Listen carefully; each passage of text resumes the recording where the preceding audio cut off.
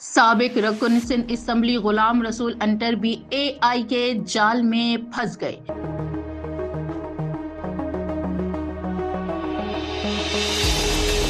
Social media पर होने वाली एक मुबैना ऑनलाइन दोस्ती, फिर वीडियो कॉल पर निकाह और निकाह के बाद ऐसा इंकशाफ कि साबिक रुकन असम्बली ने खातून के खिलाफ अदालत से रुजू कर लिया। गुलाम रसूल अंतर ने एडिशनल डिस्ट्रिक्ट एंड सेशन जज जनूबी की अदालत में खातून के खिलाफ मुकदमा दर्ज कराने की दरखास्त दायर कर दी। दरखास्त के मुताबिक गुलाम रसूल अंतर की सोशल मीडिया पर एक खातून से बातचीत हुई, ताहम उन्होंने खातून का असल चेहरा देखे बगैर ही 23 फरवरी 2026 को वीडियो कॉल के जरिए निकाह कर लिया। दरखास्त गुजार के वकील आमिर नवाज वड़ाइच ने अदालत को बताया कि जब भी गुलाम रसूल अंतर खातून से चेहरा दिखाने का कहते, खातून मुबैना तौर पर एआई से तैयार की गई तस्वीर भेज देती।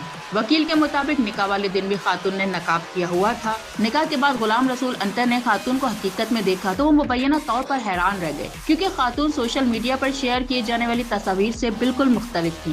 दरखास्त के मुताबिक इस इंकशाफ के बाद गुलाम रसूल अंतर ने खातून से दूरी इख्तियार कर ली, ताहम निकाह अभी भी बरकरार है।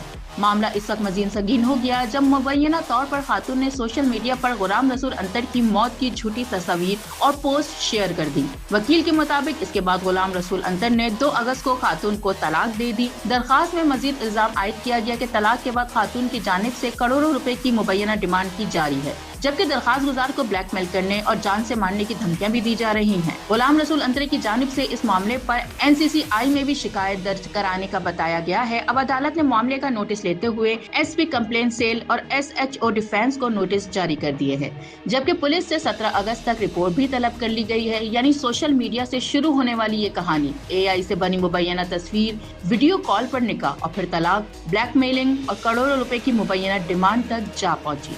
अब पुलिस की रिपोर्ट सामने आने के बाद ही वाज़ेह होगा कि इस मामले में असल हकीकत क्या है और मुबैना तौर पर AI का इस्तेमाल किस अंदाज में किया गया।